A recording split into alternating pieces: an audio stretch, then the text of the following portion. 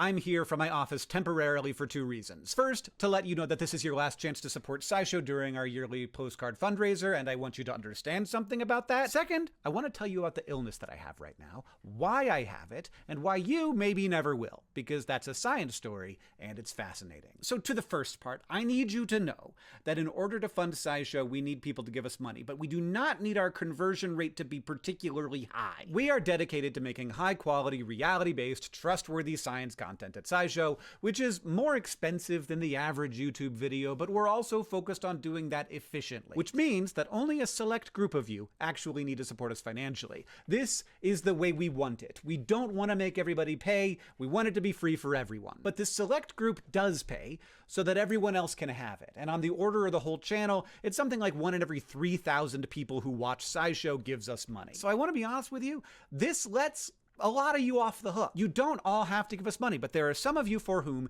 $60 isn't that much money. $5 a month. 5 times 12 is 60. And so we have a $60 postcard that you can buy and that we will send to you. And there are also, and this is more rare, but it's real, there are some of you for whom $500 isn't that much money. And so we have this $500 spinner, which has etched on it the most important photograph in the history of science that you could buy. If you think this value is worth it, hundreds of videos per year, not just for you, but for everyone in the world, combined with the efforts of our team to get that content in front of people, to get them to click on it, to enrich their lives, to help them understand their world, to push back against content made by people who, one might say, have less allegiance to the truth. Now is your time. If you don't do it now, you won't do it. So do it now. And now, the second part of the video. I have shingles. This is a very weird disease. It's very unpleasant. I'm in pain. The goal for this video previously was that I was going to do some kind of stunt. I cannot do a stunt right now. I am moving the maximum amount I can currently move. And this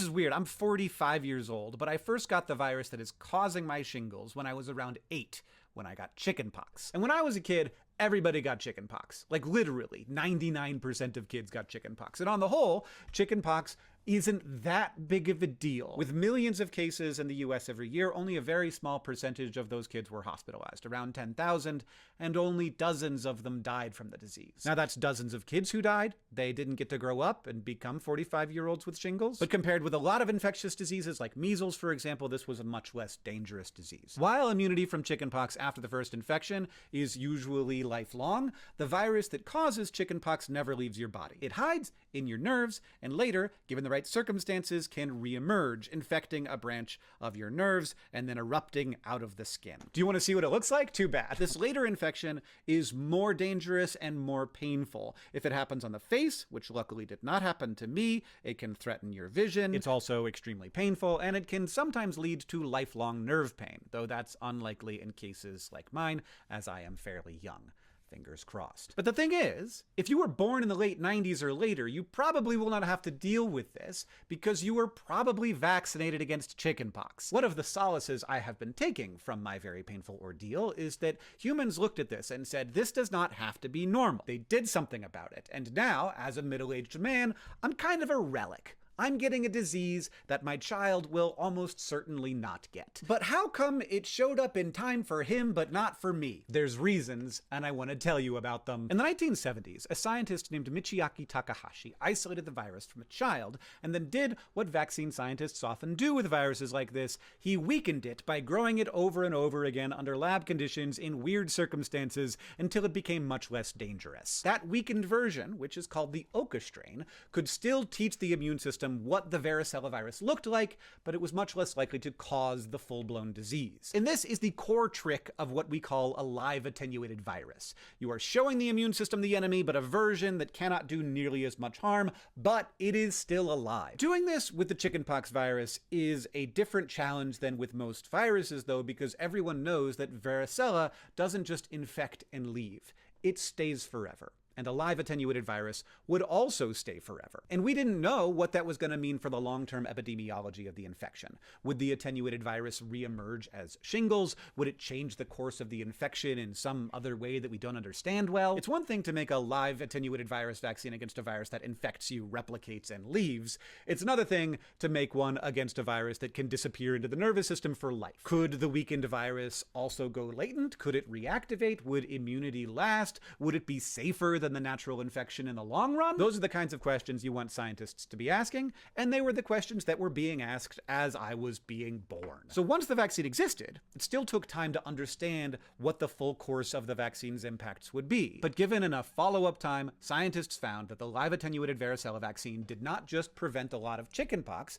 it also left kids with a much lower risk of shingles later on. The disease got better at basically every point we care about. Fewer infections, milder illness, and less reactivation down the road. There was no way to get that information except for watching a vaccinated group and an unvaccinated group grow up together. But that wasn't the end of the story. By 1988, when I got chickenpox, we probably knew enough that we should have started giving kids this vaccine, but we did not do it until like 10 years later. And the reason is that we had a new question, which is that should we be vaccinating against chickenpox at all? Because for a long time, the answer from society was like, I don't know, probably not. Chickenpox was very normal. Almost everyone got it. Most people were fine. Yes, millions of cases a year in the US meant tens of thousands of hospitalizations and around 100 deaths before the vaccine. But because each individual case was nearly always resolved without complications, it was treated as like just a routine little misery, like getting the pukes or scraping your knee or lice. And that meant that the vaccine didn't have like the same kind of urgency that the measles vaccine had had. Measles was terrifying in a way chickenpox never could imagine being. Measles is much more severe, much more likely to hospitalize, more likely to kill, more likely to have serious complications. So one reason it took so long is that scientists had to solve a hard problem. But another reason is that once they solved it, society had to decide whether the problem was worth solving. And this is a weird thing about vaccines and other public health interventions. They don't just prevent suffering, they change what kinds of suffering we consider acceptable. They take a thing that generations of people shrugged at and say, actually no. Children don't need to go through this, and 45-year-old SciShow hosts don't need to have this happening on their back. And that's what happened with chickenpox. We had the science, and then we had the caution, and all the science that came along with the caution, and then eventually we had the social realization that just because a misery is common doesn't mean we shouldn't do anything about it. And this might also explain something else, which is why people are often more afraid of the measles vaccine than the chickenpox vaccine, even though measles is by far the more dangerous disease. Now, part of this is historical bad luck and misinformation. The measles vaccine got caught up in one of the most damaging pieces of medical fraud in modern history, and the effects of that lie are very much still with us. But there's also like a human thing here. People are not great at risk assessment, and measles is just much more forgotten than chickenpox is. And look, I don't have good data to back this up, so this is not something that we would say in a typical SciShow video, but this is not a typical SciShow video. But I think people remember chickenpox, and I think they don't remember measles. Even though chickenpox is a much less dangerous disease, chickenpox feels like more immediate and real, while measles feels almost old-timey. Parents born before the mid-90s almost certainly remember the unpleasantness of chickenpox, and they might also have recently experienced the pain of shingles. My wife got shingles while she was pregnant. But they almost certainly do not remember what it was like to get measles. And this is one of the great tragedies of successful public health. When you do your job well enough, the intervention becomes much more visible than the disaster it prevents. And this is one reason why good information is extremely valuable. We are bad at risk assessment, but science is good at risk assessment. And this is why science and common sense often do not align. And that misalignment can be exploited either by hucksters or by true believers who imagine themselves to be heroes. But there are ways to get common sense and science to align more tightly.